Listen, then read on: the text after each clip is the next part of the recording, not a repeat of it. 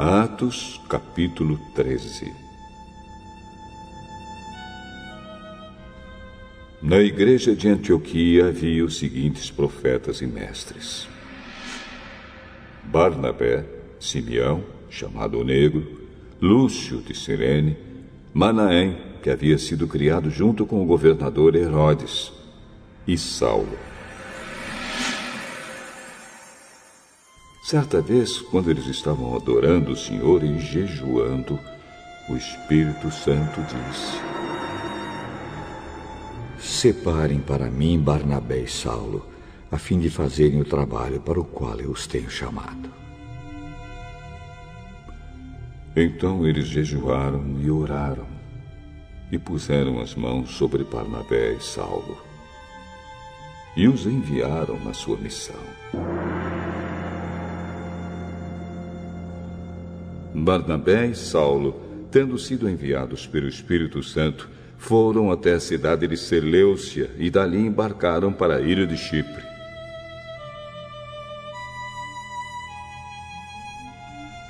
Quando chegaram à cidade de Salamina, começaram a anunciar a palavra de Deus nas sinagogas. E eles tinham João Marcos para ajudá-los no trabalho missionário. Eles atravessaram toda a ilha, chegando até a cidade de Pafos. Ali encontraram um judeu que era mágico e falso profeta, chamado Bar-Jesus. Ele era amigo de Sérgio Paulo, o governador da ilha, que era um homem muito inteligente. O governador mandou chamar Barnabé e Saulo, pois queria ouvir a palavra de Deus. Mas o mágico Elimas, este é o nome dele em grego, era contra os apóstolos. Ele não queria que o governador aceitasse a fé cristã. Então Saulo, também conhecido como Paulo, cheio do Espírito Santo, olhou firmemente para Elimas e disse: Filho do diabo, inimigo de tudo que é bom, homem mau e mentiroso, por que é que você não para de torcer o verdadeiro ensinamento do Senhor? Agora escute, o Senhor vai castigar. Você ficará cego e não verá a luz do sol por algum tempo.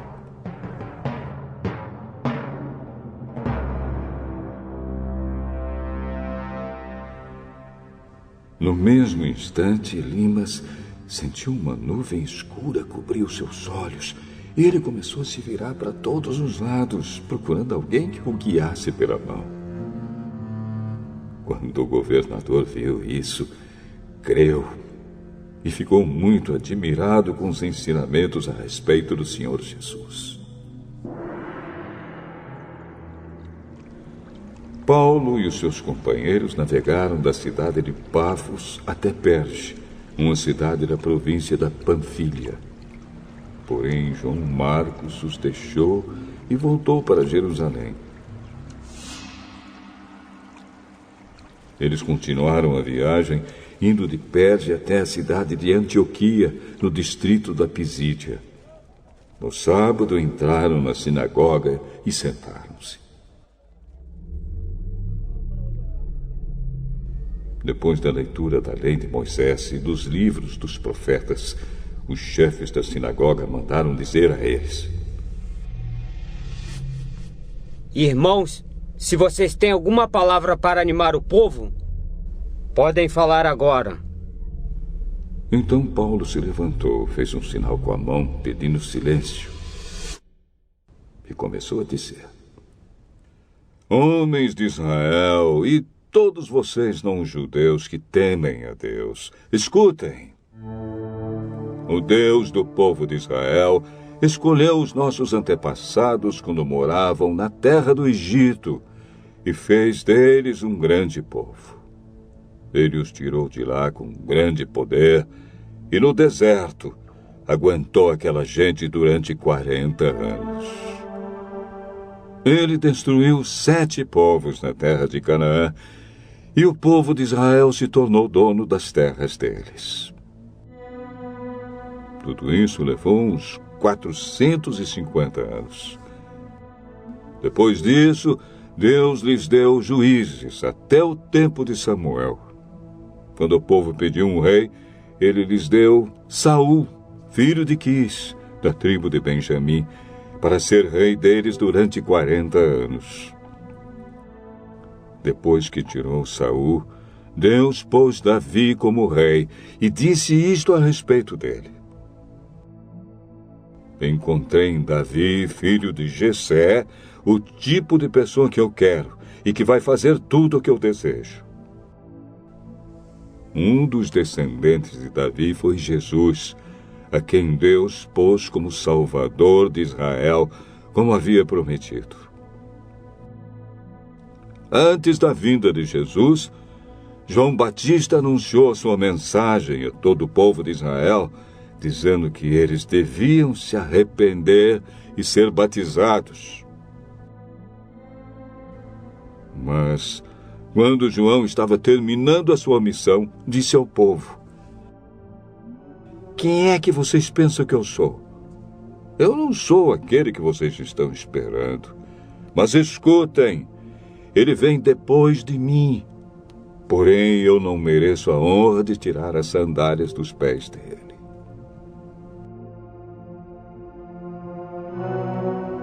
Paulo continuou: meus irmãos, descendentes de Abraão, e também vocês, não-judeus que temem a Deus, escutem. Essa mensagem de salvação foi mandada para todos nós.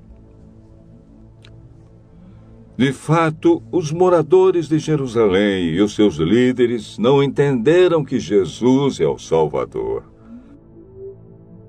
E também não compreenderam as palavras dos livros dos profetas, que são lidos todos os sábados. Mesmo assim, ao condenarem Jesus, eles estavam cumprindo essas profecias. E embora não encontrassem nenhuma razão para condená-lo à morte, pediram a Pilatos que mandasse matá-lo. Depois de fazerem tudo o que as Escrituras Sagradas falam a respeito dele, eles o tiraram da cruz e o puseram num túmulo. Mas Deus o ressuscitou, e durante muitos dias ele apareceu às pessoas que o tinham acompanhado da Galiléia até Jerusalém. Agora essas pessoas são testemunhas que falam a respeito de Jesus ao povo de Israel. E nós estamos aqui para trazer o Evangelho a vocês. Deus fez agora para nós o que havia prometido aos nossos antepassados. Ele ressuscitou Jesus, como está escrito no Salmo número 2. Você é o meu filho, hoje eu me tornei o seu pai. E foi isto que Deus disse a respeito da ressurreição de Jesus, afirmando que ele nunca seria destruído pela morte. Eu vou dar a vocês as bênçãos sagradas e certas que prometia Davi. E em outra parte das Escrituras, lemos também: tu não deixarás que o teu dedicado servo apodreça na sepultura. E Paulo disse ainda: na verdade, Davi, no seu tempo, cumpriu os planos de Deus.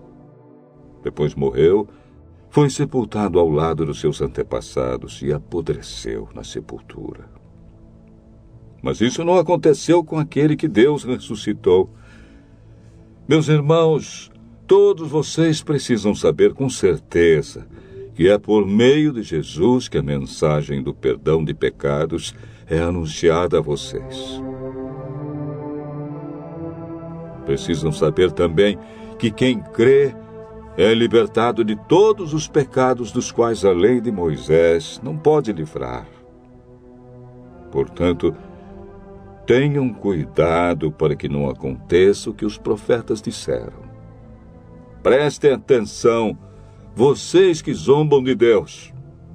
Fiquem espantados e morram, pois o que vou fazer agora é uma coisa em que vocês não acreditariam, mesmo que alguém explicasse.